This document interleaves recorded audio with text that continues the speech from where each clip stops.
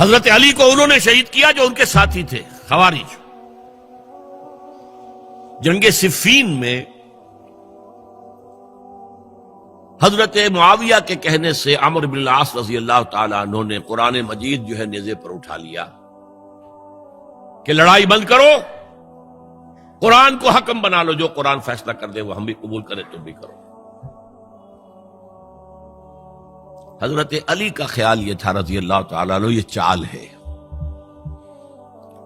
اور انہوں نے روکا اپنے ساتھیوں کو، لیکن اکثر لوگوں نے کہا قرآن آ گیا بیچ میں، اب ہم کیسے ہتھیار چلائیں؟ اس میں میرا ذہن جاتا ہے ایک حدیث کی طرف، بڑی اہم حدیث ہے، اور اس کے راوی حضرت علی ہیں۔ حضرت علی فرماتے ہیں کہ حضور نے فرمایا انہا ستکون فتنۃ، ان قریب ایک بہت بڑا فتنہ رونما ہوگا۔ حضرت علی فرماتے ہیں میں نے عرض کیا مل مخرج منہا یا رسول اللہ، اس سے نکلنے کا راستہ کون سا ہوگا؟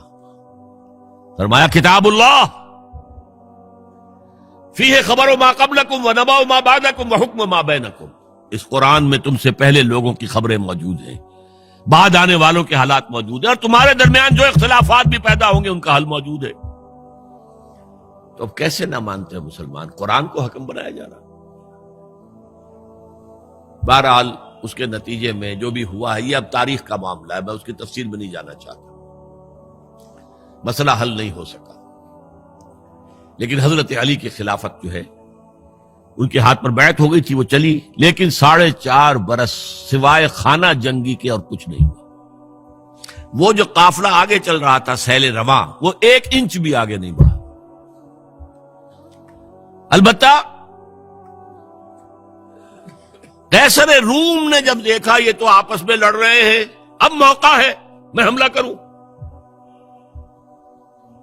چونکہ وہاں قریب ترین تو حضرت امیر معاویہ بیٹھے ہوئے تھے نا، شام میں، شام سے ملحق تھا نا آگے قیصر۔ حضرت معاویہ نے خط لکھا، او رومی کتے، اگر تو نے دارالاسلام پر حملہ کرنے کی جرت کی تو سن لے کہ علی کی طرف سے لڑنے والوں میں سب سے پہلے معاویہ ہوگا تیرے خلاف۔ لہذا اس نے جرت نہیں کی۔ بہرحال حضرت علی کو شہید کرنے والے تھے ایکسٹریمسٹ جو خود ان کے اپنے ساتھیوں میں سے تھے۔ انہوں نے کہا وہ کہاں حکم کیوں مانا؟ ان الحکم الا للہ، اللہ کے سوا کسی کا حکم نہیں، قرآن حکم نہیں ہے، کیوں مانا تم نے؟ اور اگر مانا تھا تو اب حکم کے بعد کیوں نہیں مانتے؟ چھوڑ دو خلافت۔ بہرحال یہ کہلاتے ہیں خوارج، جنہوں نے بغاوت کی ہے حضرت علی کے ساتھیوں سے۔ ان میں سے 3 نے بیٹھ کے طے کیا کہ یہ 3 جو در حقیقت بڑے شخص ہیں، یہ اس وقت امت جو ہے ان کی وجہ سے اس مشکل میں پڑی ہوئی، تینوں کو قتل کر دو۔